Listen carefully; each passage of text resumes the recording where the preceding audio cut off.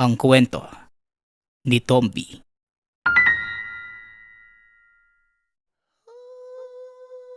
Ang kwentong ito ay hango sa totoong buhay. Mula ito sa isa nating tagapakinig na itago na lang natin sa pangalang Rena. Taong 1944. Sitio, Lawis, Iloilo. Bunso si Rena sa 4 na magkakapatid. Nag-iisang babae kaya lahat ng pag-iingat at pagmamahal ng pamilya ibinubuhos sa kanya. Maging ang ama't ina ay siya ang paborito. Pangingisda ang hanap buhay ng ama, habang ang ina naman ay nanghihilot. Hindi lang basta hilot, kundi nakakagamot din ito ng mga karamdaman na hindi nagagamot ng doktor o medisina. Si Rena na lamang ang kasama ng mga magulang dahil meron ng sari-sariling pamilya ang mga kapatid. O bunso, kayo na lang ang may iwan dito sa bahay ah. Alam mo naman na may edad na ang mga magulang natin. Kaya pakiusap, alagaan mo sila ha. Kami na ni Kuya Waldo at Ronnie ang bahalang magbigay ng pangtustos dito sa bahay. Saka mag-aral ka mabuti ha. Tay, huwag nyo rin pong sagarin yung pagpapalaot. At wala na po kami para alalayan ka. Wika ng kapatid ni Rena na tawagin na lang natin sa pangalang Rojas. Anak, huwag niyo kaming alalahanin. Sa edad naming ito ay kaya pa naman naming magbanat ng buto. Saka alam mo anak, hindi kami mapipirme ng ama niyo sa bahay.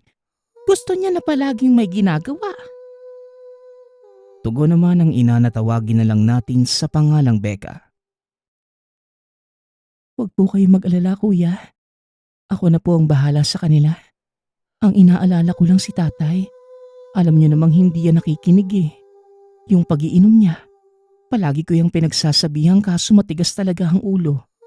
Maaga daw siyang mamamatay kung titigil siya sa pag-inom.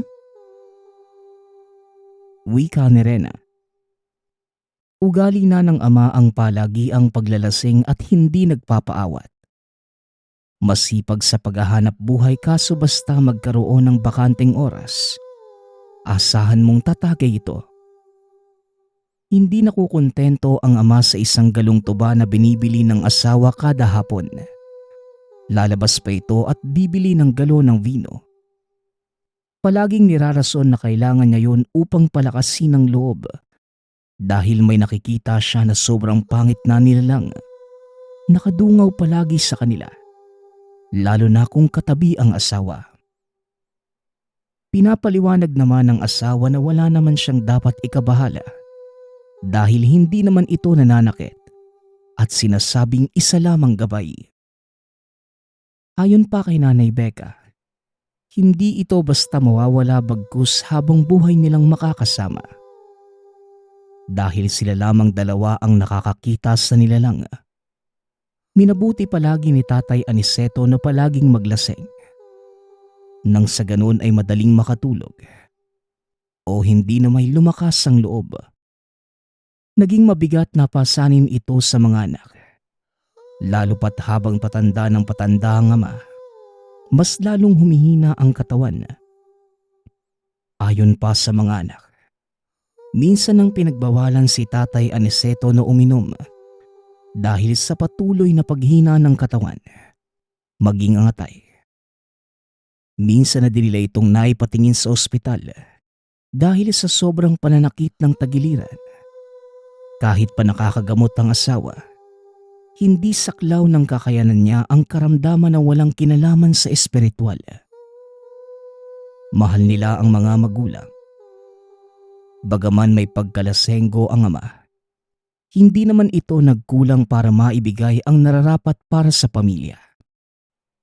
Sa katunayan, kinaiinggitan pa ito sa lugar dahil tila sinasalok lamang niya ang mga lamang dagat sa tuwing nagpapalaot. Walang kahirap-hirap niyang napupuno ang bangka ng samut-saring isda. Ni minsan ay hindi ito umuuwing luhaan mula sa pangingisda. Hindi batid ng mga tao sa baryo ang swerteng dala ng gabay ng asawa. Ngunit talaga mapagbiro ang tadhana. Sa edad na 62 namatay si Tatay Aniceto. Nagkaroon ng iba't ibang komplikasyon ng atay at bituka, dala ng labis na paglalasing. Hindi na kinaya ng doktor na gamutin ang ama, lalo pat na mga panahong yun, hindi pa nauuso ang mga espesyalista sa larangan ng medisina. Kung meron man, sa mga syudad pa na kailangang lakbayin ng napakalayo. Minsan na din itong nakiusap sa gabay na tulungan ang asawa. Ngunit tumanggi ito. Lumipas ang panahon. Tanging kasakasama na lamang ni Nanay Becca ay si Rena. Dala ng hindi naman ito nag-asawa ng maaga. Minabuti nitong alalayan ang inaalinsunod sa mga kagustuhan ng kapatid. Bunso, huwag mong hinahayaan si nanay sa mga gawaing bahay ha. Madami pa ba ang dumadayo sa kanya? Mga nagpapahilot. Nay, pag nakita niyo pong lumagpas na sa 10, magpahinga na po kayo. Nakikita kong hindi nakakaganda yung ginagawa niyo eh. Lalo pat nagkakaedad ka na din. Wika ng isa pang kapatid na tawagin na lang natin sa pangalang Romy. Anak, yun ang tungkulin na dapat kong gampanan. Hindi ko yung basta lang bibitawan. Lalo na't nasanay na ang mga taong dumadayo dito. Nakakagaan sa kaloobang makakita ng taong nagpapasalamat dahil natutulungan ko sila. Huwag kayong mag-alala mga anak. Magsasabi naman ako kung hindi ko na kaya. Palagi nyo lang tatandaan na may hangganan talaga ang buhay ng tao. Kaya mga anak, kung anumang buhay na pinagkaloob ng may likha, gamitin natin itong makabuluhan hindi para sa pansarili. Gamitin natin ito para makatulong sa iba. Tugon ni Nanay Becca. Mga kuya, huwag niyo na po kaming alalahanin ni Nanay. Nakikita ko naman po na masaya talaga si Nanay pag may napapagaling siya. Pero syempre, natatakot pa rin ako. Lalo pa kung nagsasalita siya ng ibang lengguwahe na hindi ko naiintindihan. Kausap niya daw yung mga gabay na hindi ko naman nakikita. Wika ni Rena. Dadating ang araw anak. Mamamahinga na din ako. Alam kong isa sa angka ng lilipatan ni Bukura. Kaya Rena, isa puso mo ang mga aral na itinuro ko sa iyo. Bagaman maraming nagsasabi na wala sa inyong magkakapatid ang susunod sa yapak ko, subalit kung mamamaalaman ako ng maaga, makikiusap ako na isa man lang sana sa inyo ang mag-alaga sa kanya. Kaya Rena, tanggalin mo yung takot sa puso mo. Dahil ayon kay Bukura, isang piling bata sa susunod na hanay ng henerasyon sa pamilya natin na ang lilipatan niya. Ang kinakabahala ko, sino? Pinapanalangin ko na makaya kong masilayan ang araw ng pagsilang ng piniling bata. Dagdag ni Nanay Becca. Hanggang sa dumaan ang mga taon at nakapag-asawa na din si Rena. Ganun pa man, hindi ito naging hadlang upang hindi maalalayan ang ina. Kahit may asawa na ay pinili niyang hindi mahiwalay. Ayaw ni Rena na basta na lamang iwanan o ibigay sa mga kapatid ang obligasyon. Hindi naman ito naging pabigat. Bagkus nakatulong pa ang ina lalo pa sa naging kabuhayan ng asawa ni Rena. Hindi lang may dalang swerte ang gabay. Bagkus nabibigay din ito ng proteksyon sa pamamagitan ng mga binibigay nitong mga usal na isinulat sa isang pirasong papel. May-ari ng isang malaking bangkang panlayag ang naging asawa ni Rena na tawagin na lang natin sa pangalang Pepe. Marami itong mga tauhan sa bangka at mula nung napang-asawa si Rena, madalas na siyang bigyan ni Nanay Becca ng pirasong papel. May mga orasyong nakasulat na nilalagay sa dulong bahagi ng bangka. Pinaniniwala ang nagdadala yun ng swerte sa naglalayag. Pepe, huwag mong kakalimutan. Dapat ang papel na ito ay hindi mabasa ng tubig dagat dahil mawawala ang bisa. Saka wag na wag mong ipapakita sa mga kasama mo. Dapat ikaw lang ang nakakaalam. Saka anak, magsikap ka at may malaking biyayang ibibigay sa iyo sa mga susunod na buwan. Dadating na ang pinili. Wika ni Nanay Becca. Nay, pinili? Sino po? Isa ba sa mga anak ng kuya ko? Kinakabahan po ako, Nay. Tugon ni Rena na may halong pagtataka. Hindi anak, ikaw ang magdadala. Ganap na ang sanggol sa sinapupunan mo. Kailangan nating mag-ingat. Marahil hindi pa nagpaparamdam o nararamdaman sa ngayon, pero naghahanda na ang gabay ko sa malaking digmaan. Simula sa unang araw ng kabilugan ng buwan, hindi ka na muna lalabas ng bahay, ha? Marami ang magkakainteres sa dinadala mo, Rena. Dagdag ni Nanay Becca. Buntis ka, mahal? Di ba, dinatnang ka lang nung nakaraang buwan, ah. Saka, gusto mo ba munang magpakonsulta tayo? Tanong ni Pepe. Nang marinig ang sinabi ni Nanay Becca.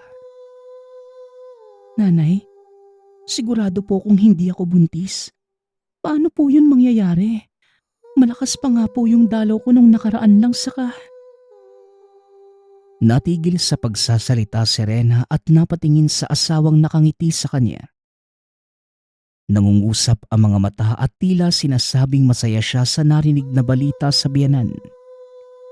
Hindi pa man ito sigurado, pero sinunod nila ang payo ng ina.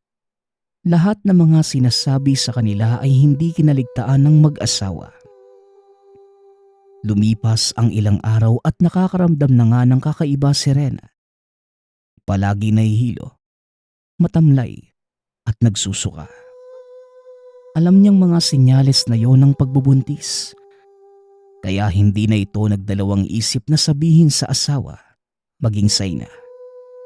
Kaya sa unang araw ng kabilugan ng buwan, nagsagawa ng isang malakasang ritual si Nanay Becca. Alam niyang marami ang dadalaw sa tahanan upang subuking paslangin ang sanggol. Pepe, kung maaari sana, pumirmi ka na lang sa bahay para maalalayan kami ng asawa mo. Paminsan ka na lang muna kung maglayat. Matanda na ako at hindi ko nakakayanin pa kung sakaling pasukin kami ng mga masasamang elemento. Wika ni Nanay Becca. Diyos ko, Nay, ano naman pong labang ko? Hindi naman po ako kagaya niyo at lalong hindi ko naman sila nakikita o nararamdaman eh. Paano po ako makakalaban? Tugon ni Pepe. Ay, huwag kang mag-alala. Tuturuan kita. Sa ngayon, paikutin mo ang bahay ng makabuhay. Maganda kung itatanim mo nga nang sa ganon. Gumapang ito ng kusa para mabalot ang buong tahanan. Tugon ni Nanay Becca. Ganon nga ang ginawa ni Pepe. Halos maging ang mga bakod ay tinaniman niya ng makabuhay. Laking gulat nito nang masipat ang mga pananim. Biglaan na lamang yumabong makalipas ng isang araw. Nagtataka man ay mas pinili nitong manahimik sa kadahilanan. Alam niyang tinutulungan sila ng gabay ni Nanay Becca. Mula nung unang kabilugan ng buwan hanggang sa unti-unting paglaki ng tiyan ni Rena, halos gabi-gabing may paggambala sa tahanan nila. May mga gabing nakakarinig sila ng mga alulong ng aso, mga pag-aangil at minsan pa'y nakaramdam ng yabag sa bubong ng tahanan. Ang pinagtataka pa nga ni Pepe, tila may kung anong nilalang na bumabalibag o nagtataboy sa mga ito. Isang umaga, habang nag-aagahan silang tatlo, bumisita ang isa sa mga kapatid ni Rena. Napakunot ang noon nito kung bakit tila gubat ng makabuhay ang lugar. Diyos ko, Nay, ano po bang nangyayari dito? Siya nga pala, Nay, Si Guerrero hindi na muna makakadalaw. May sakit daw yung anak at hindi niya basta lang maiwan ng asawa eh. Kaya ako na muna ang inutusan niyang bumisita dito. Wika ng isa pang kapatid na tawagin na lang natin sa pangalang Waldo. Paano ba yung anak niya? Huwag mo nang isipin ang paligid, Waldo. Kailangan ng kapatid mo ng proteksyon. Kaya abisuhan mo ang mga kapatid niyo. At kailangan namin ng taga-alalay. Mga anak, delikado ang pagdadalang tao ni Rena. Delikado ang sanggol na dinadala niya. Tugon ni Nanay Rena. Kailan pa po ba ito na eh? Kaya pala nung nakausap ko yung mga tauhan ni Pepe nung nakaraang araw ilang buwan na silang hindi lumalayag. Pepe, bakit hindi mo muna ipahawak sa kanila ang bangka mo? Kawawa naman yung mga taong naasa lang sa paglalayag niyo. Dagdag ni Waldo. Oo nga kuya. Hayaan mo po't kakausapin ko sila. Hindi ko kasi maiwan si Rena lalo pat hindi na kaya ni Nanay Bekang umalalay. Matatapos din kung ano man ang suliranin namin. Sa ngayon kuya, may awa po ang Diyos. Tugon ni Pepe. Matapos ang pag-uusap ay napagpasyahan ni Pepeng ipagkatiwala sa kaibigan ang pagpapalaot. Nang sa ganon, hindi matambay ang mga kasama sa paglalayag. Dala ng pag-aalala sa asawa at magiging anak. Minabuti pa rin ni Pepeng manatili sa tahanan. Sa awa ng Diyos, dahil kahit papano'y may mga naitabi siyang pera para sa pamilya. Kaya nakayanan itong suportahan ang pamilya kahit hindi muna maghanap buhay. Ayon kay Nanay Becca, pansamantala lamang ang ganitong sitwasyon. Maghihintay lamang hanggang sa maipanganak ang sanggol sa sinapupunan ni Rena. Lumipas pa ang ilang buwan na naging maayos naman ang lahat. Bumilog na ng husto ang tiyan ni Rena. Nilagyan na ito ng pangsaklob na pulang tela. Naniniwala ang ina na sa pamamagitan nito, makakatulong yun sa pagtatago ng sanggol laban sa mga anak ng dilim. Maliban sa makabuhay, nagpaikot na din ang ina ng dagdag pangontra upang masigurado na walang sino mang demonyo na makakalapit sa kanila. Anak, malapit na ang kabuanan mo. Nakikita ko ng babae din na magiging anak mo. Kaya pakiusap, magpakatatag kayo ni Pepe. Kayo ang panghuhugutan ng lakas ng inyong supli. Wika ni Nanay Becca. Nay, kahit sabihin niyong matibay ako o kami ng asawa ko, hindi ko pa rin maiwasang mabahala. Maraming salamat sa mga tulong po ninyo. Kung ano man itong biyayang pinagkaloob ng Diyos sa amin, bukas puso po namin yung tinatanggap. Tugon ni Rena. Habang kaharapang ina, hawak-hawak niya ang bilugang tiyan. Tila napapasipa ang sanggol sa bawat pagdampi ng mga palad nito sa sinapupunan. Habang papalapit ang araw ng panganganak, napapansin na niya ang unti-unting pag-iba ng galaw ng ina. Nararamdaman niyang hinihintay na lamang ni Nanay Becca na mailuwal niya ang sanggol. Inayos na nila ang silid kung saan siya manganganak. Inilatag ng ina ang isang balabal na gawa sa telang mabulaklakin.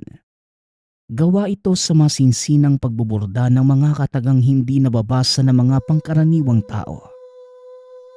Mabilis na lumipas ang araw. Bago ang araw ng kapanganakan ni Rena, nagsidatingan ang mga kuya niya upang umalalay sa kanila. Sila ang magsisilbing gwardya sa tinakdang oras. Alam na mga magkakapatid lahat ng pinagdaanan ni Rena at ng ina. Kaya sa ganung paraan, makakatulong at makakaalalay man lamang sila. Nay, magsasalitan po kami sa pagbabantay ha. Waldo, kayo ni Pepe ang magkasama. Ako at si Roas ang papalit sa inyo sa ating gabi. Maganda kung hatiin natin ang oras dahil mahaba ang gabi. Wika ni Romy. Nay, sa tansya po ninyo, anong oras po lalabas ang bata? Saka napatignan nyo ba sa doktor si Bunso? Alam ko pong manghihilot kayo pero nababahala po ako na hindi man lang naranasan ni Rena ang uminom ng bitamina. Tanong ni Rojas. Ilang kayong magkakapatid? Ni minsan hindi naman ako umasa sa gamot na galing sa reseta ng doktor. Mas may tiwala ako sa mga halamang gamot. Lalo pa kung galing ito sa kalikasan. Nakakasigurado kong mabisa at ligtas gamitin. Huwag kayong mag-alala mga anak. Ang gusto ko lang ay manalig kayo. Magtiwala kayo sa ama. Tugon ni Nanay Becca. Napatango na lamang ang mga anak. Tahimik na lumapit sa ina at sabay-sabay silang yumakap. Halos maluha-luha si Nanay Becca dahil ramdam niyang malapit na siyang mamaalam. Habang yakap ang mga anak, nakatingin ito kay Bukura ng nakangiti. Sa ilang taon ngayon niya lamang naramdaman ang kakaibang pagkapuno sa pagkatao. Kakaibang hagod na tumatagos hanggang kaluluwa. Pagsapit ng 7:00, naramdaman ni Rena ang pananakit ng balakang at paghilab ng tiyan. Alam niyang malapit na siyang manganak. Nakita niya si Pepe. Hinawakan ng kamay niya. Inalalayan si Rena papasok ng silid kung saan siya manganganak. Habang nasa labas ng silid, nakikiramdam ang magkakapatid hanggang sa biglang may kumalampag sa bubungan. May kung anong bumagsak at kamuntikan pang matanggalang yero. Habang pinupulsuhan ni Nanay Becca ang anak, nag-usal ito ng orasyon pang proteksyon. Hindi lang sa kaharap kundi maging sa buong bahay. Mga anak, siguraduhin niyong sarado ang lahat ng bintana at pinto. May mga bisita tayong paparating. At lahat sila magiging saksi. Wika ni Nanay Becca. Nay, hindi ko na po kaya. Pakiramdam ko po, lalabas na yung anak ko. Diyos ko, tulungan niyo po ako. Wika ni Rena. Kumalma ka lang asawa ko. Nandito lang ako. Wika ni Pepe. Binuto lang ang lumipas. Hinawakan ng ina ang tiyan ng anak. Hinahagod ito ng dahan-dahan habang nagsasalita ng hindi maintindihang lengguwahe. Ilang sandali pa nang maramdaman ni Rena ang unti-unting pagbaba ng sanggol sa sinapupunan. Walang kahit anong gamot o anesthesia ang sinaksak sa kanya. Bagkus, tanging mga usal ng ina ang inalalay kay Rena. Saktong maghahating gabi nang lumabas ang bata. Ilang sandaling katahimikan ang bumalot sa buong tahanan. Nang unti-unting tinaas ni Nanay Becca ang bata bilang tanda ng pag-aalay sa Diyos amang may likha ng buhay. Nagsambit pa ito ng mga katagang salamat Panginoon hanggang sa biglang umiyak ng napakalakas ang bata. Indikasyon na may buhay ang inaalay. Nakatulog si Rena habang nililinis ng ina ang bata. Nagagalak ito nang maibalot sa bata ang bulaklaking balabal at biglang lumiwanag ang mga katagang nakaburda. Indikasyon ito na tinanggap ng kalikasan ang batang napiling kahalili ni Nanay Becca. Madaling araw na nang lumabas si Pepe sa silid. Nakangiti ito sa mga bayaw habang binabalitang maayos na ang lahat. Pwede na ba kaming pumasok? Kamusta ang mag-ina mo? Nako, ako na magpapangalan sa bata ha. Ako ang panganay eh. Wika ni Rojas. Paanong ikaw Hindi naman ikaw ang ama. Tara na nga nang matignan kung kanino nagmana yung bata. Tugon ni Waldo. Wala munang papasok sa inyo at kailangan ng pahinga ng kapatid niyo. Mamaya na. Mga anak, bago pumutok ang araw, maghanap kayo ng tig-7 itim at puting manok. Bago pa man ang lahat, mahatak ko ang dunga ng bata at gagawa tayo ng pag-aalay. Utos ni Nanay Becca. Napatango na lamang ang tatlo. Bago pa man lumiwanag ang paligid, naghanap na sila ng mabibilhan ng mga manok. Saktong araw ng tinda sa bayan at maraming mga taga-bundok na bumababa upang maglatag ng mga panindang manok. Nabuo kagad nila ang pinapagawa ng ina. Hindi alintana ng mga magkakapatid ang puyat at pagod. Nang makauwi, pinaghanda pa sila ng mga kakaning lulutuin. Dapat walang kahit anong halo maging asin. Binalot ang bigas sa dahon ng niyog at dahon ng saging. Nilaga lamang ito sa kumukulong tubig para maluto. Ang mga manok ay inipon at isa-isang ginilita ni Nanay Becca. Kasama ng mga dasal habang ang mga dugo nito ay pinapatulo sa ginuhit na pabilog para sa gagawing ritual. Lahat ng mga dumalo sa ginagawa ni Nanay Becca, piniringan niya ng itim na tela. Hawak ang batang nakabalot sa telang may burda ng mga kataga. Inilapag niya ito sa gitna ng ginawang bilog. Ilang sandali pa'y naghuni ito ng kakaibang tunog na tila mga himig na sumasabay sa kanya. Ayon sa magkakapatid, habang nasa ganong sistema ang ina ay may kung anong liwanag silang naaninag kahit nakapiring ang mga mata. Halos kalahating oras pa ang tinagal. Maya-maya pa'y lahat ng mga dugong pinatak ay tila hinigop ng kung anong mga nilalang at hindi man lamang nag-iwan ng mga bakas. Nang matapos, tumahimik na si Nanay Becca na naging hudyat na maaari na nilang tanggalin ang mga piring.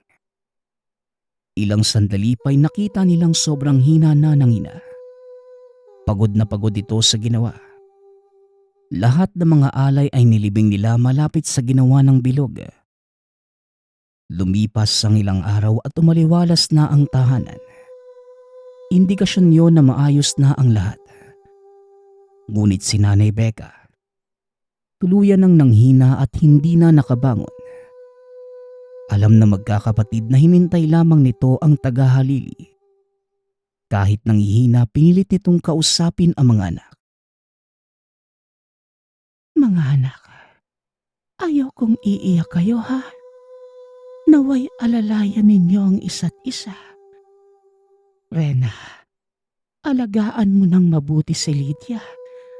Dadating ang tamang panahon na siya mismo ang makakatuklas ng mga kakayahang meron siya. At bilang ina, gabayan mo siya.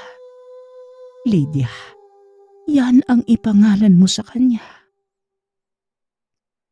Wika ni Nanay Becca. Huminga lang ito ng malalim at tuluyan ng pumikit. Niyakap ito ng mga anak nang hindi umiiyak. Tanggap nilang doon na lamang ang hangganan ng ina. Tila walang nangyari. Hindi na din nila pinatagal ang burol dahil wala na din namang kamag-anak na hinihintay. Baon ng mga kapatid, lalo na si Rena ang mga pabaon ng ina. Ngunit hindi nila malilimutan ang iniwang aral at piniling bata na tagahalili sa gabay na tikbalang. Ang susunod nating kwento ay mula sa isa nating tagapakinig. Naitago na lang natin sa pangalang Luis. Taong 1985. Probinsya ng Camarines Sur.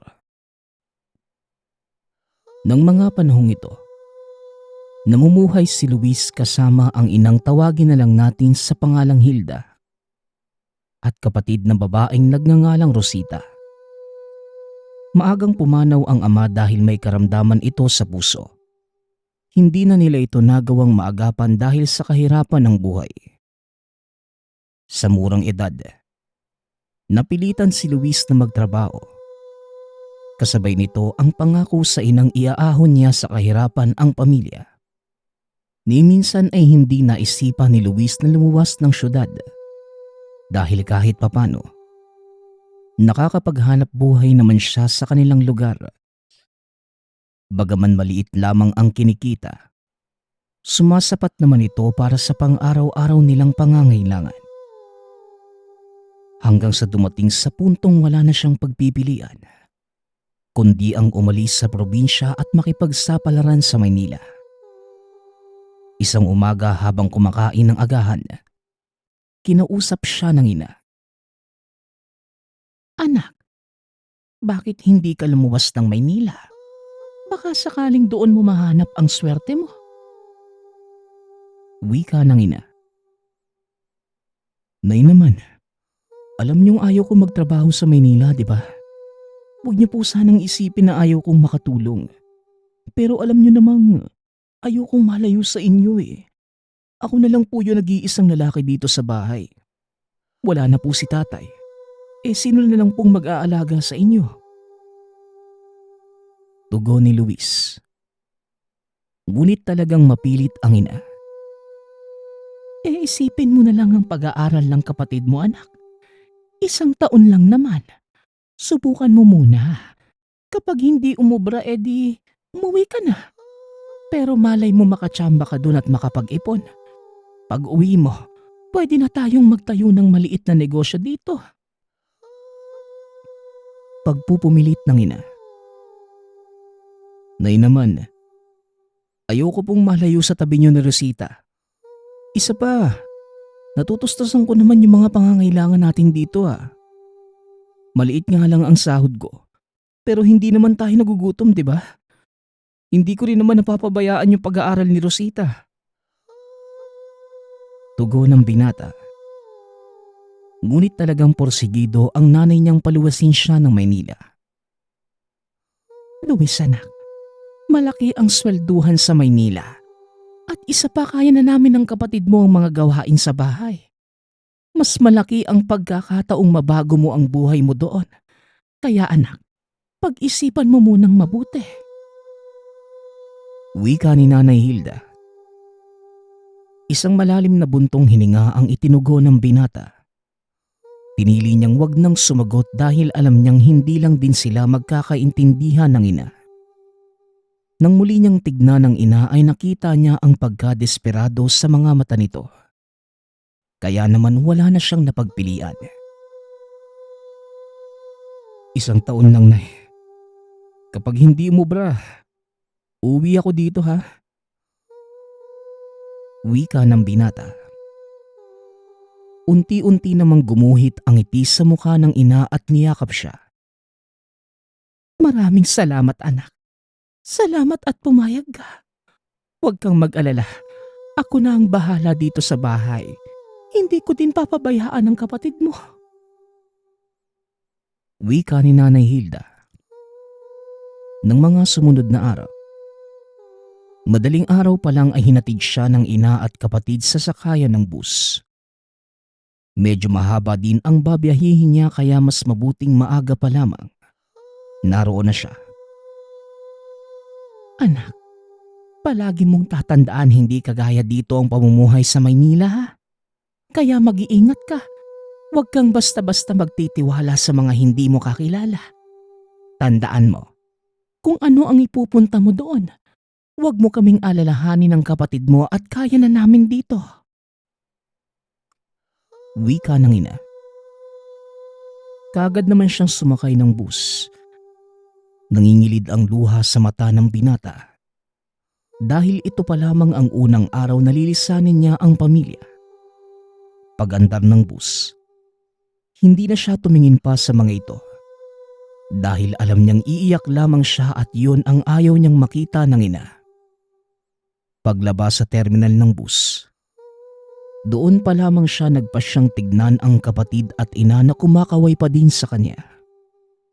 Pinagmamasdan niya itong mabuti dahil mawawala siya ng mahabang panahon. Halos 10 oras ang biyahe. Pagkarating sa Maynila, kagad siyang tumuloy sa uupahan niyang silid. Sinalubong naman siya ng landlady. Bago pa man umalis si Luis, may nag-aantay ng trabaho at tahanan para sa kanya. Inayos ito ng mga taong nakausap ng ina. Magandang gabi, iho. Ikaw ba si Luis? Wika ng landlady. Napatango na lamang si Luis at ngumiti. Opo. Ako nga po, manang. Magandang gabi din po. Tugon ng binata. O, tamang-tama. Ako nga pala si Aling Gloria. Ako ang nagbabantay dito. O, ito lang ba ang gamit mo? Bakit parang ang onti naman? Tanong ng matanda. Napansin itong iisang bag lamang ang dala ni Luis. Hindi rin naman po ako magtatagal eh. Susubukan ko lang po ang buhay dito sa Maynila. Gipit po kasi yung pamilya namin sa pera kaya naisipan ng nanay kong dito na ako magtrabaho. Tugon ni Luis. Ay nako, yan rin ang sinabi ng iba. Hindi daw sila magtatagal. Pero nang masanay na sila, ayaw nang umuwi sa mga probinsya nila. Siya nga pala, iho. Mag-isa ka lang ngayon dito sa palapag na ito. Umuwi na yung isa pang umuupa dyan sa kabilang kwarto eh. May ibibigay ako sa iyong susi at wag mong iwawala ha. Wika ni Aling Gloria. Dinukot ni Aling Gloria sa bulsa ang susi, sa kanya ito binigay kay Luis. Nariyan na rin ang susi ng kwarto mo. O siya, maiwan na kita ha. Mukhang marami ka pang aayusin. Sige na't mag-iingat ka, iho. Pagpalaing ka sana ng may kapal. Wika ni Aling Gloria. Nagpasalamat naman si Luis bago tuluyang binuksan ng kwarto. Dalawa lang naman ang hawak niyang susi, kaya hindi na siya nahirapang hanapin kung ano ang susi nito. Kalahating oras ang tinagal niya sa pag-aayos ng gamit.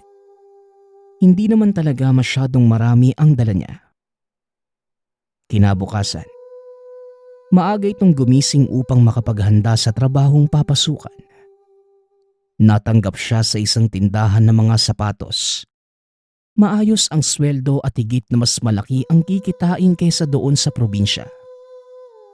Ang tanging problema lang, ang kanilang amo na tawagin na lang natin sa pangalang Roden.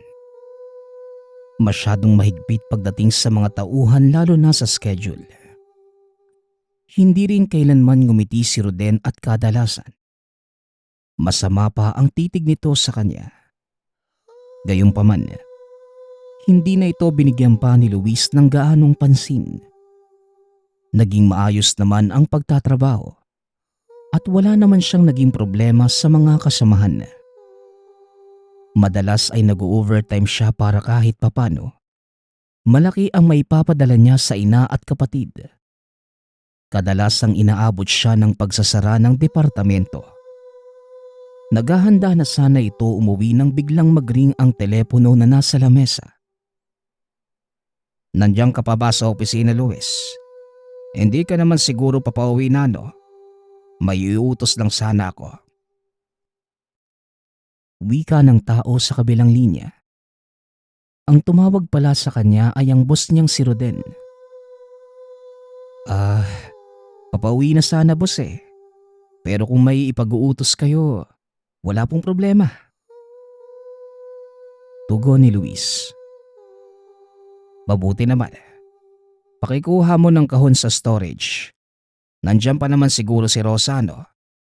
Sabihin mo lang sa kanya yung pinag-uutos ko, alam niya na yon. Tapos ilapag mo lang sa lamesa ko. Kailangan ko yung bukas eh. Utos ni Roden mula sa kabilang linya. Sige boss, masusunod. Walang problema, ako na po ang bahala. Wika ni Luis. Kagad namang binaba ng binata ang telepono. Pumunta sa opisina ni Rosa upang kausapin ito. Tamang-tama namang nakaupo lamang ito at tila may sinusulat sa papel. Rosa, may pinapakuha pala si boss sa'yo. Yung kahon daw na yung gagamitin niya bukas. Pakikuha naman oh. Ako nang maglalagay sa lamesa niya. Wika ng binata. Nag-angat ng tingin ang dalaga at tumugon. Naku, pasensya na Luis ha. Busy ako eh. Ikaw na lang ang kumuha. Ito ang susi oh. Naroon yun sa pangatlong istante. Tapos sa pinakababa, yun yung pinakamalaking kahon na makikita mo. May nakasulat naman na pangalan ni boss kaya sigurado kung makikita mo yung kagad. Wika ni Rosa. Nagpasalamat si Luis sa takmang lalakad na sana nang muli siyang tawagin ng dalaga. Siya nga pala Luis. Pundi kasi ang ilaw doon sa storage natin eh. Hindi pa napapalitan. Mag-flashlight ka na lang muna ha. Ito. Wika ni Rosa. Ibinigay ng dalaga ang isang maliit na flashlight kay Luis. Nagpasalamat muli siya bago tuluyang umalis. Nang mabuksan niya ang storage, kagad na lumabas ang lamig. Sinubukan niyang buksan at tignan kung talaga bang pundi ang ilaw. Ngunit hindi nga ito nagbubukas.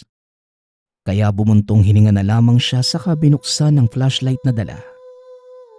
Kagad niyang hinanap ang pangatlong istante. Tinignan ang pinakababa. Kagaya ng sinabi ni Rosa ay naroon nga ang malaking kahon. Nakasulat din sa gilid nito ang pangalan ng boss. Kaya kagad niyang kinuha yon. Medyo nahirapan siya dahil medyo may kabigatan ito. Kaya nang tumayo na siya, biglang nahulog ang flashlight na dala. Kinapa niya ito sa sahig at nang mahawakan niya ito, kagad niyang binuksan ngunit hindi na ito gumagana. Nasira siguro ito sa lakas ng pagkakahulog. Kagad siyang yumuko muli upang kunin ang kahon nang may maramdaman siyang tila may tao sa likuran. Dahan-dahan siyang tumayo kasabay ang pagpulot ng stick na nakasandal sa tabi. Mabilis na lumingon habang nakaamba ang isang stick. Ngunit wala namang tao sa labas. Mabilis niyang pinulot ang kahon at nagmamadaling lumabas at pagkarating niya sa lamesa ni Rosa, kagad niyang sinabi ang nangyari. Nga pala Rosa, may ibang tao ba dun sa storage natin? Pakiramdam ko kasi may kasama ako kanina habang kinukuha ko yung kahon eh. Wika ni Luis. Hala? Wala naman, bakit? Naku Luis, huwag kang nananakot ha. Doon pa naman ako nagtatrabaho. Ay Diyos ko. Huwag ka magbibiro ng ganyan ha. Nalak mo ba yung storage paglabas mo? Alam mo naman palaging pinapalak ni boss yung kapag walang tao. Tugon ng dalaga. Natatawa pa si Luis dahil sa naging reaksyon nito. Hindi pala. Akin na yung susi, sasarado ko lang. Nagmamadali kasi akong umalis kasi may naramdaman nga ako eh. Muling wika ni Luis. Patakbong pumunta ang binata pabalik ng storage. Nang makarating sa lugar, sinigurado niya munang walang tao sa loob. Sumigaw pa siya upang balaang isasarado na niya ang pintuan upang makalabas kung sino man ang naroon. Ngunit ni Anino ay walang nagpakita. Unti-unti niyang sinara ang pinto at nang halos maisara na, may nakita siya sa siwang na isang taong nakabitin sa itaas ng storage. Hindi nalagyan ng kisame ang bahaging yun ng silid. Tinitigan niya ito at dahil sa kaunting liwanag na nagmumula sa mga bukas na ilaw sa labas, napagtanto niyang nakatitig sa kanya ang tao. Halos nanlamig si Luis sa nakita. Kagad niyang sinara ang pinto at tila nanigas sa kanyang kinatatayuan. Ngunit pilit niyang sinasabi sa sarili. Tama na Luis, tinatakot mo lang ang sarili mo eh. Wala yun. Imahinasyon mo lang yan. Pagod ka lang sa kakatrabaho. Wika ni Luis. Huminga ito ng malalim at nagsimulang maglakad pabalik sa opisina ni Rosa. Rosa, mauuna na akong umuwi sa'yo ha. Mag-iingat ka dito. Maaga pa kasi kami bukas kaya kailangan ko na magpahinga. Nakakapagod yung araw na to eh. Umuwi ka na din ha. Huwag ka na masyadong magpagabi. Sige na Rosa, mauuna na ako ha. Wika ng binata. Sabay lakad palabas ng opisina ng dalaga. Sige, mag-iingat ka Luis ha. Marami pa namang loko dyan sa daan. Tugon ni Rosa. Tinawanan na lamang siya ni Luis bago tuluyang umalis. Malapit lamang ang tinutuluyan. Isang sakayan lang pero pwede rin namang lakarin. Walang makitang tricycle si Luis kaya napagpasyahan niyang maglakad na lamang. Nang makarating siya sa inuupahan, kagaya ng dating gawi, binuksan niya ang gate. Tumuloy na papunta sa silid. Nakakita siya ng isang maliit na pulang kahon sa harapan ng kwarto. Nagtataka ang binata. Wala pa naman siyang gaanong kakilala sa lugar. Ngunit kagad niyang nalaman kung saan ito nanggaling nang basahin ang nakasulat. Anak, para sa'yo ito at ingatan mo sana. Ayos lang kami ng kapatid mo. At nakakapag-ipon naman kami para sa itatayo nating sari-sari store dito. Kaunting panahon na lang anak, makakauwi ka na. Nagmamahal, Nanay Hilda. Ito ang nakasaad sa sulat. Kaagad napangiti si Luis matapos mabasa ang sulat. Kinuha niya ang kahon at dinala sa kwarto. Napagpasyahan niyang maligo muna bago buksan ang kahon. At nang matapos, naupo siya sa kama at maingat na tinanggal ang pagkakatali ng laso sa kahon. Napangiti siya nang makita kung ano ang laman ng kahon. Isa itong kutsilyo na may itim na hawakan na may disenyong gumagapang na ahas. At dahil binigay ito ng ina, itinago niya ito sa bag. Matapos niyang maitabi ang bigay ng ina, kaagad na din siyang nahiga upang magpahinga. Ngunit sa kalagitnaan ng pagtulog, bigla na lamang siyang naalimpungatan. Nang idilat ang mga mata, napakadilim ng paligid na wala siyang maaninag na kahit anong liwanag. Sinubukan niyang bumangon, ngunit hindi niya magawa na tila may nakadagan sa kanyang katawan at nakatali sa mga paa. Sinubukan niyang sumigaw para sana humingi ng tulong. Ngunit kahit anong gawin, hindi siya makagawa ng kahit anong ingay. Nagsimula na itong makaramdam ng takot.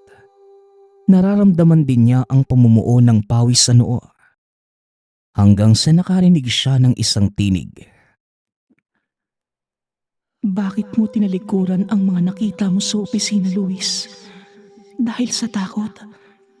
Tandaan mo, may tadhana ang bawat nilalang na nabuhay sa mundo. Wika ng tinig. Nilibot ni Luis ang mata niya sa paligid ngunit wala siyang nakita. Tila mula lamang sa hangin ang boses na narinig. Walang ano-ano ay nagpakita sa kanya yung babaeng nakita niyang nakalambitin sa kisame ng storage. Pakiusap, patayin mo siya, Luis. Ikaw lamang ang may kakayahang gawin yon. Ikaw ang taong hinihintay naming lahat. Sana, gawin mo ang tama, Luis. Muling wika ng tinig. Kaagad nagising ang binatang hinihingal at pawis na pawis. Kaagad niyang ginala ang tingin at na mapagtanto niyang panaginip lamang ang lahat.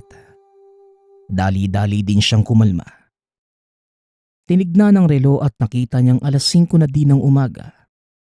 Kaya hindi na siya bumalik pa sa pagkakatulog. Sa halip ay naghanda na siya para pumasok sa trabaho. Mabilis itong naligo at nag-almusal. Matapos ay kagad ding lumakad papunta sa papasukang trabaho. Ngunit bago pa man makalabas ng silid, napansin niya ang nilagay niyang kutsilyo sa bag. Kinuha niya ito at mabuting pinagmasdan. Kay nanay ka ba talaga galing? Nakakapagtaka naman. Wika ni Luis sa sarili. Kinakausap ng binata ang hawak na kutsilyo.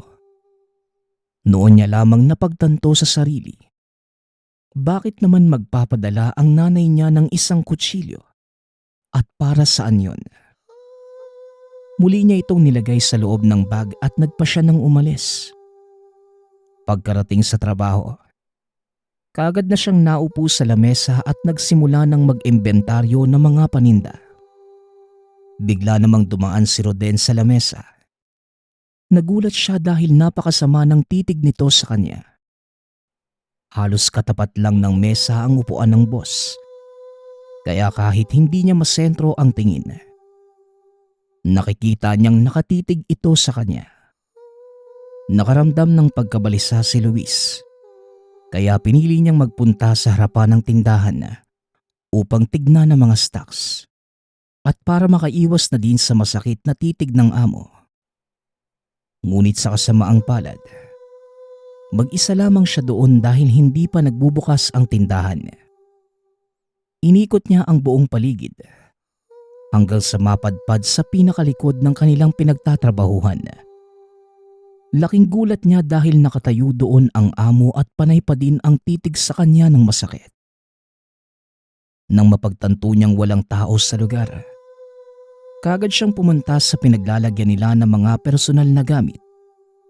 Binuksan ang bag upang kunin ang kanyang baong pagkain. Nahagip ng tingin niya ang kutsilyo at sa hindi malamang dahilan, dinampot niya ito at sinuksok sa tagiliran. Nang palabas na siya sa crew room, bigla siyang napaatras dahil nakasalubong niya ang boss. "O boss, ikaw pala. Pasensya ka na, nagulat kasi ako sa'yo eh. Kumuha lang naman po ako ng pagkain ko para makapag-agahan. Sige na po. Pupunta po muna ako sa kantina ha." Wika ni Luis. Ngunit laking gulat niya nang bigla na lamang tabigin ni Roden ang kanyang hawak na baunan. "Huwag ka nang magkaila. Nakita mo ba yung babae sa storage room?" Tanong ni Roden. Hindi malaman ni Luis kung ano ang itutugon. Dinampot niya ang baunan at nang tumayo siya ay nanlaki ang mga mata. Dahil pagtingin niya kay Roden, iba na ang itsura nito. Kagad na paatras ang binata at tila kusa niyang binunot mula sa tagiliran ang dalang kutsilyo. Nang mailabas na niya ito, kaagad naman siyang sinugod ni Roden. "Wala pang nakakaalam ng sikreto kong nabuhay, Luis!" Sigaw ni Roden. Habang sakal-sakalang binata, hindi naman magawang kumilos ni Luis hanggang sa naalala niya ang nanay at kapatid na nag-aantay sa kanya. Inangat niya ang kamay na may hawak na kutsilyo. Nahiwa niya ang braso ni Roden. Napasigaw ito dahil sa sakit. Kaagad namang tumakbo si Luis ngunit nahawakan lang siya ng aswang sa damit. Nang mga oras na yon, wala nang ibang inisip si Luis kundi ang kailangan niyang mabuhay para makabalik sa kanyang nanay at kapatid. Pinili niyang harapin ang kanyang amo. Sinalubong niya ito at tinarak ang kutsilyo sa dibdib ng nagngangalit na amo.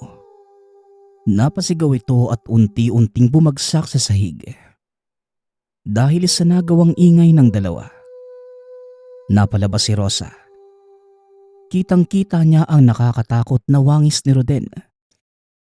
Unti-unti itong nagbalik sa pagiging tao at dito pa lamang napagtanto ng dalawa na aswang pala ang amo. Dahil sa nangyari ay tumawag ng pulis ang mga namamahala sa gusaling inuupahan nila Luis. Hinuli siya ng mga ito dahil sa salang pagpatay. Ngunit dahil sa testimonya ni Rosa, na ipinagtanggol niya lamang ang kanyang sarili, napawalang sala ang binata. Kinalakal din ng kapulisan ng bawat sulok ng storage room. Doon nila nakita ang mga pira-pirasong bahagi ng katawan ng tao. Nakasilid ang mga ito sa maliit na styrobox na selyado kaya hindi nangangamoy. Dahil sa kaganapan, pinili na lamang ni Luis na umuwi na lang sa kanilang probinsya upang doon mamuhay. Itinanong niya sa ina ang tungkol sa kutsilyo. Ngunit mariin itong tinanggi na siya ang nagpadala ng sandata kay Luis. Hindi na lamang ito pinansin pa ng binata. Nagpasalamat na lang siya sa kung kanino man galing ang kutsilyo. Dahil kung wala ang bagay na yon sa kanya, hindi siya makakaligtas sa kamay ng aswang na amo. Nagpapasalamat nga pala ako sa nagpadala ng ating kwento. Nawa ay nagustuhan niyo ang inyong napakinggan. Nagpapasalamat din ako sa lahat ng sumusuporta sa ating channel. Nawa ay patuloy niyong suportahan at pakinggan ang ating mga kwento. Hanggang sa muling pakikinig. Paalam.